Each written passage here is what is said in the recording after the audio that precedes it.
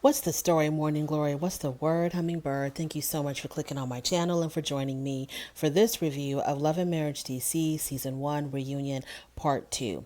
So Winter is still on the stage. Actually, she's still in the hot seat. They are still grilling her over this information that she's throwing out there with nothing to back it up, with no evidence, no proof, no receipts, no witnesses, no nothing. So they are holding her to the fire. Ashley has her foot on Winter's neck, and but she's taking it. She's taking all the blows left and right. She is taking them. So Winter is still sticking by her story that she's not going to reveal who's been giving her this information about DJ Quick and about Jamie. These rumors that have been circulating that they are being unfaithful with their wives, that they've been out there wilding out. So she's like, yeah, I've been told this, that there's some shenanigans going on with these men, but I can't tell you who told me and I cannot reveal my evidence.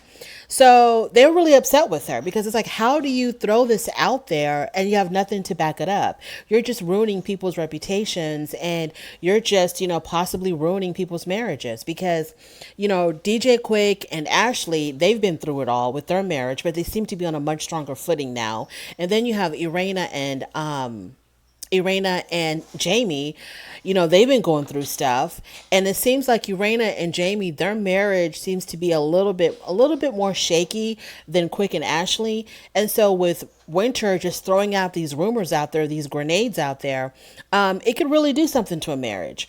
So I just find it unbelievable that Winter would say stuff like this, would throw this type of information out there, this very inflammatory information about these men, knowing that she can't back it up, knowing that she can't show the evidence of what she's saying. I just find it so crazy that she would do that because there must be something wrong with her for her to say something so inflammatory, possibly also very slanderous, and just to be like, yeah, I'm just gonna say this, I'm just gonna put this out there, and I have nothing to back it up, and yeah, you're just gonna have to take my word for it. I just don't see Winter doing something like that.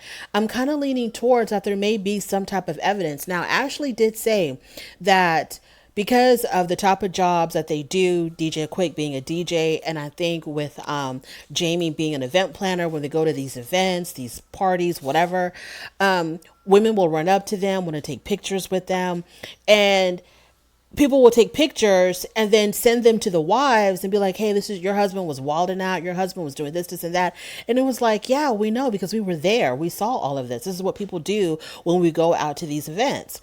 It doesn't mean anything just because you see, Jamie or Quick standing next to a woman, hugging a woman for a photo, dancing with somebody, for whatever. It doesn't mean that something is going on. So there's that possibility that whatever's being given to Winter is just innocent situations. So I felt like Winter was risking a lot, especially her credibility and her own reputation, by saying things about people that she cannot back up, that she's not willing to back up, because girl, we don't know if we're ever going to see you again. So you might not have another opportunity to explain yourself, and you will always be seen as that person who so carelessly was throwing out information about people that could have been completely 100% false. But she says that she's got photos, that she's got text messages, that she's got records. I don't know what she meant by records, but she's not going to show them. And so Winter says that the person who's been feeding her this information gave her this information intentionally for her to reveal it on the show. And Winter said that she wasn't going to do that. I got the impression that the reason why she wasn't going to do that was because she didn't want to be controlled by this person or used as a puppet by this person. This person was just going to be hiding in the shadows, but using Winter to ruin these men's reputation, to bring out all of this inflammatory information about them. So I feel like Winter was like, okay, I have the information, but you're not going to use me. If you want it out there, you put it out there yourself. You're not going to use me to put it out there, and then I have to take the heat for the stuff that you're giving me. So they kept on asking her over and over again, why would you bring up information if you can't confirm or deny it? Because you look crazy out here. So Winter was like, I just can't confirm or deny. I'm just not going to say anything. She stuck to her story. And I think that this was like a losing battle, because when you look at the totality of this whole entire situation, this was a very much losing battle for Winter. She's saying things that she can't back up. She's just expecting everybody just to take her word for it. And it's just like, no, that's not going to work, Winter. That's just not going to work. And I actually like Winter. I really do like her. And it made me feel bad that she had put herself in this situation. Because throughout the whole season, she was the underdog and she was like the whipping boy. Everybody was attacking her. Everybody was against her. Not just the wives, but the husbands as well didn't see it for her. People were more willing to believe her estranged husband, Kevin, who looked like, his head wasn't really, screwed on tight. People would rather go believe him than believe Winter. And I just felt so bad for Winter throughout the whole entire season. I really, really did. And then there were times when she would try to reconnect with them. She would apologize. She wanted to start new with them. And it just wasn't working. And I felt so bad for her because she was out there alone. At first, she had Monique, and then Monique abandoned her. And she went over to Ashley and Irena's side when Monique felt like Winter was using her to go attack Irena and Ashley. So I felt bad for Winter. But then I also, watching her on the reunion, I was like, girl, you just can't do this. Nobody in their right mind would do this. Even if you had the concrete proof and evidence, if you weren't going to show your evidence, you should not have said anything, because you look like a liar. You look like you are just so giddy and so happy to ruin these men's reputation, to possibly, cause all kinds of drama in these people's marriages. And that's what you were aiming for. That's what you wanted. You wanted the wives to have all of this suspicion about their husbands. So you look like you're, a home wrecker on a whole new level. But whatever, that's what she wanted to do, and that's what she did. And that's what she's going to be known for. So Carlos King asks Monique, do you regret bringing Winter around these ladies? And Monique said, no, ultimately, I don't regret bringing her around these ladies, these group of women, but I just don't understand why she did what she did. She says, this is not the Winter that I know. Monique and Chris go on to say that they actually had a conversation with Winter, and I think it was before maybe they started filming the show. They sat down and they had a conversation with Winter, and they told her, look, you're on a reality TV show. People are going to start with the rumors. So one thing that we don't do, we don't bring those rumors on the show, because there's rumors about everybody, about every little thing. And it doesn't make any sense to bring it up on the show, because they're very unsubstantiated stuff and you're going to look crazy. So don't bring up any rumors. If you're going to say something about somebody, you better be able to back it up when they ask you for the receipts. And so Winter ends up doing the exact opposite, if it's even true that they have this conversation with her. She ends up doing the exact opposite. She ends up throwing grenades out there with nothing to back it up. So Winter said that she didn't sign up for all of this drama. And then Ashley said, but Winter, you started the drama, which she kind of did. Now, when Winter talks about Ashley's delivery is a little bit rough around the edges. That's definitely a fact, but I don't think Ashley was the one that started this. I think it was probably Winter that kind of started this way back when, at the vegan dinner that Chris and Monique had hosted at their house. So she says, I didn't sign up for the drama. And then Monique said, okay, but when you were on the Carlos King show, and Carlos King asked you what you thought about Irena and Jamie's marriage, girl, you went all out there. You spilled your guts completely about your own opinions on Irena and Jamie's marriage. Like, you thought that Jamie was cheating on Irena. So that shows that you're about the drama, that you live for the drama because of what you said. And Monique was like, you could have just, said no comment. I don't know those people, so I don't know what's going on in their marriage. But instead, you kamikazed right into it, and you started talking about how you felt like Jamie was unfaithful to Irena. So Jamie said, you could have broken up our marriage if it was true. And I'm thinking to myself, if the rumors were true that Winter is putting out there, that's not what would have broken up your marriage. Winter was not going to be the one to break up your marriage. It would have been, if the rumors were true that you were actually cheating on Irena, that right there, Jamie, would have broken up your marriage. The fact that you were being unfaithful to your wife, not that the fact that Winter exposed you, if they were true, but they're not, allegedly. So Ultimately, Winter apologizes to everybody. I'm like, oh my God, Winter. Here we go again. How many times have you apologized? After you apologize once for your wrongdoing, isn't that when you would kind of like auto correct yourself and stop that wrongdoing? But here you are apologizing again, as if you haven't learned a single lesson. So she apologized again. I'm really sorry, blah, blah, blah. And Ashley was like, I'm not going to accept your apology because you're a grown woman. You knew what was right. You knew what was wrong. And it seems like you were just doing all of this intentionally. So, moving on from there, one thing that I did notice when it came to Irena and Jamie's time, I noticed that Irena and Jamie, their body language on that couch seemed very distant and it seemed very stressed. It seemed like there was a lot of tension between them because they were sitting on opposite ends of the couch. There was no physical contact at all. And I felt like their bodies were just very rigid, very stiff. So I feel like there's a lot happening in that marriage right now. So Irena talks about how 20 years, 20 years prior, when the kids were young, she was the one that was more hands on with the children than Jamie. She said that even though they both worked, she was the one that had to cut her hours so that she could be home more for their kids, especially with Jason because he's visually impaired. So she's the one that had to go to all of his meetings, all of his appointments for visually impaired children or vision impaired students.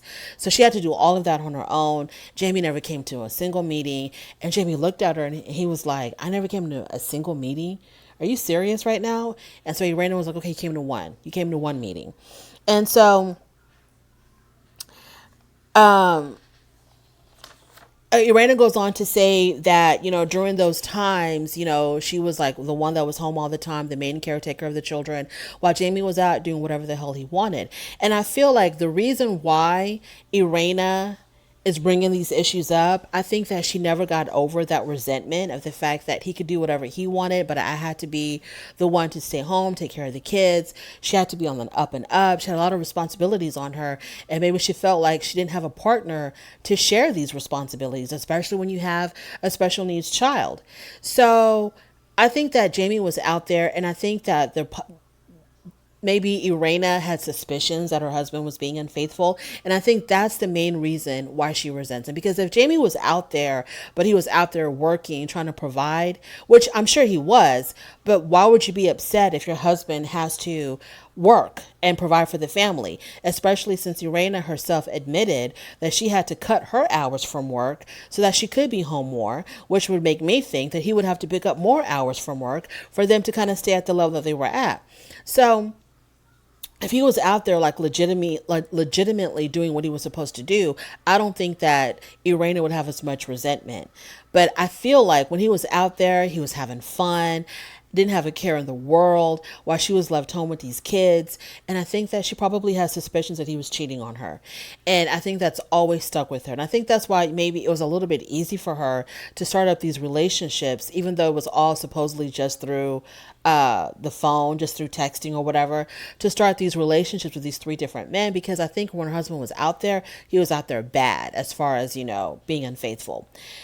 So Irena said, oh, and then Jamie talks about how he wants recognition as well. And Carlosking was like, yeah, so Jamie, your issue is you want recognition for, the part that you played in helping raise your children. He was like, yeah, because I did a lot too for the kids.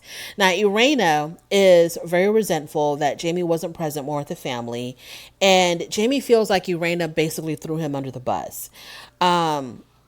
He doesn't like that. He doesn't like that because there was a time when they had a break and they were in the back room or in the back of the studio and they were having a conversation, Jamie and Irena. And Jamie was telling Irena, you throw me under the bus out there. You make it look like we have major issues in our marriage. You're making me look bad. You're painting me in a very negative light. And Irena denies it. She's like, no, I'm not. No, I'm not. And he's like, yes, you are. And she says, I did say that you were there, that you were there for the kids or whatever. And he was like, no, you can't give me a compliment right after you threw me under the bus. It's not going to work like that. And then he was like, I don't understand why you're bringing up all this stuff from 20 years ago. Well, she's bringing up all this stuff from 20 years ago because the issues was never resolved. It's like she was going through a lot, probably felt like she had no one to talk about it with, and he was completely oblivious to what she was going through, struggling, taking care of home, taking care of the kids, all of that. Probably he was so oblivious, and he probably disrespected her by cheating on her, probably, or by being emotionally or verbally or mentally abusive with her. She's doing the best that she can, and all he can do is gripe, gripe, gripe, gripe, gripe. And maybe he was out there, follow lolling with whoever, doing whatever. And yeah, she has a lot of resentment about that. The fact that he didn't appreciate her enough, didn't show his appreciation every night, whatever, every day, walking out that door, working long hours at the job. After he gets off work, he's out there with his boys, out there in them clubs.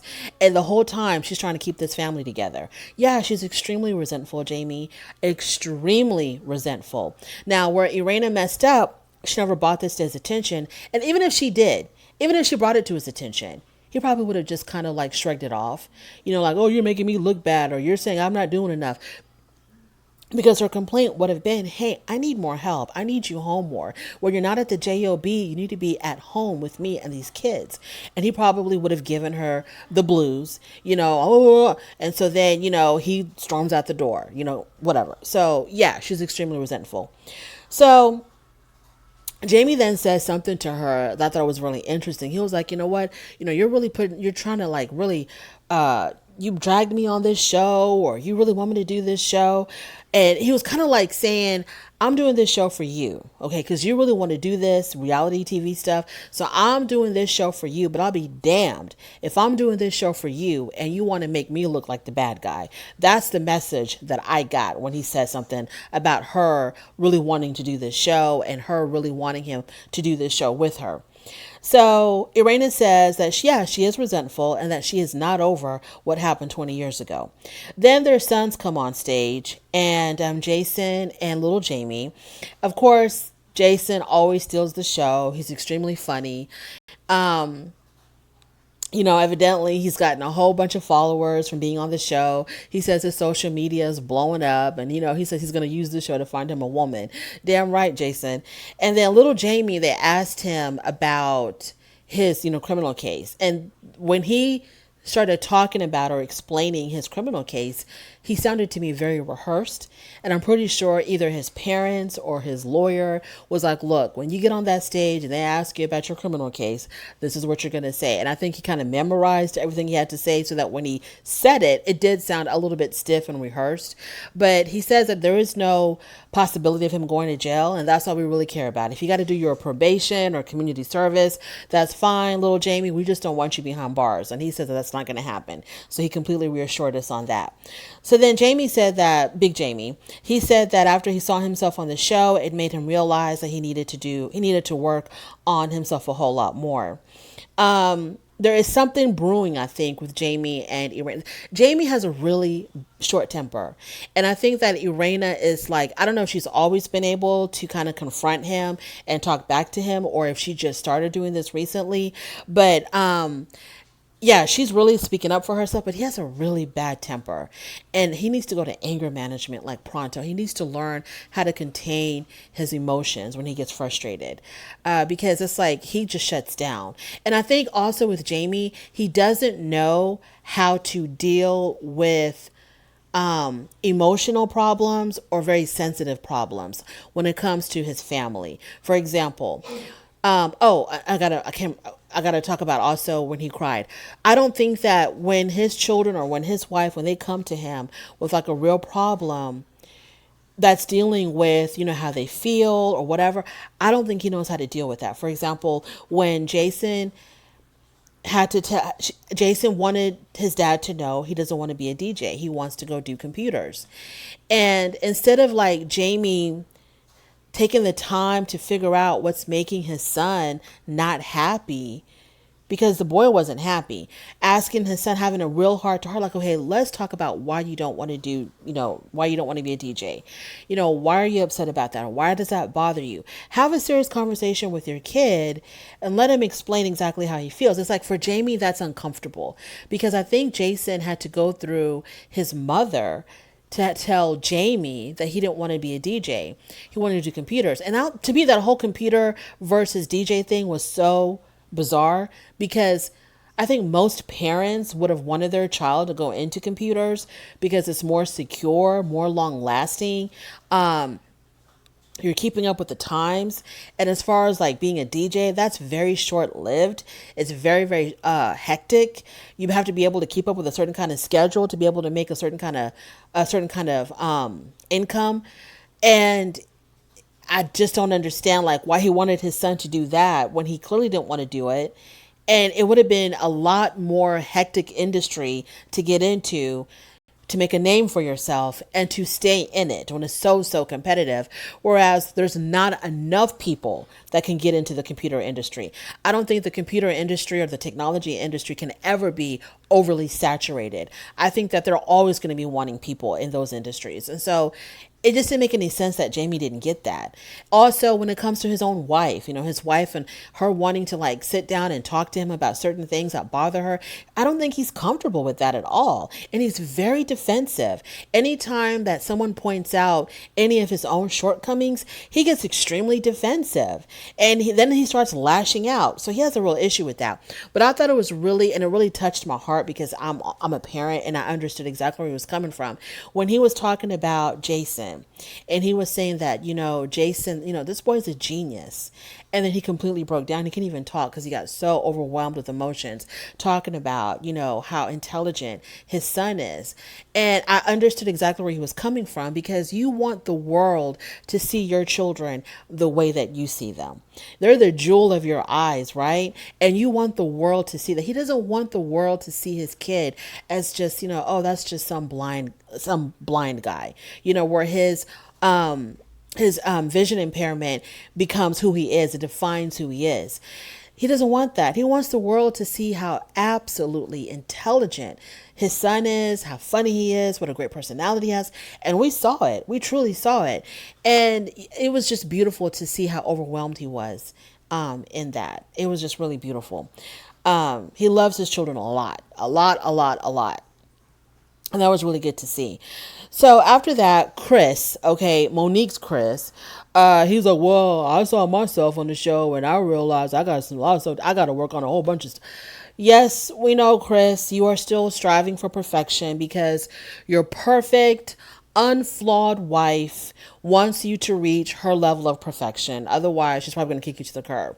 And Monique talked about how, you can't call him Big Chris anymore because he's evidently losing weight. Yes, we know that Chris is striving to be the man that Monique has envisioned him to be. He can't be the man who he wants to be. He has to be the kind of man that Monique wants him to be. And it's not going to work, y'all. It ain't going to work. There's no way that Chris will ever make Monique completely happy because Monique is always going to compare Chris to whoever it was that she was allegedly fooling around with. She's always going to compare Chris to the man of her. I think with Monique, she got with Chris because he was well off, right? He was an ex-football player, retired football player, had a good chunk of change. I don't know if they met. I think they met when he was still playing football. I don't know. But she got with him because he was an athlete and he was rich. That's what I think, okay? But you get with him because of the status he can give you. But then, when you're home with him, okay, when he's not on the field, when he's not on television, when he's not winning championships, you're at home with a real human being. And then she looks at him and she's probably like, this probably would not have been my first choice. And so she wants to mold him into something that she can live with. But I think all in all, Monique is probably attracted to a completely different type of man. And so I think that's why she's so nitpicky with him. And so Chris will forever, to the day he dies, he will forever be striving to be the perfect man that Monique wants him to be. And all I can say about that, good luck, Chris. So yeah, he has to make his wife happy. So at the end of it all, they did a toast, and I felt like Winter should have been there for the toast. Like, where the hell was Winter? They should have called her to come back on stage to do this toast because Winter carried this show for like 3/4 of it because everything was centered around Winter, Winter, Winter. And I think that they used Winter as a scapegoat so that they didn't have to address the real issues of themselves and their marriages. And that is my review of Love and Marriage DC, the reunion part 2. We are done with Love and Marriage DC. For anybody anyone, any single person who has stuck with me from the beginning to the end of Love and Marriage DC. I appreciate you more than you'll ever know. Thank you so much for spending your time with me. Thank you so much for giving this channel a chance. I can't say thank you enough. On your way out, please don't forget to rate the video. If you like this content, please subscribe, and I will definitely talk to you later. Bye.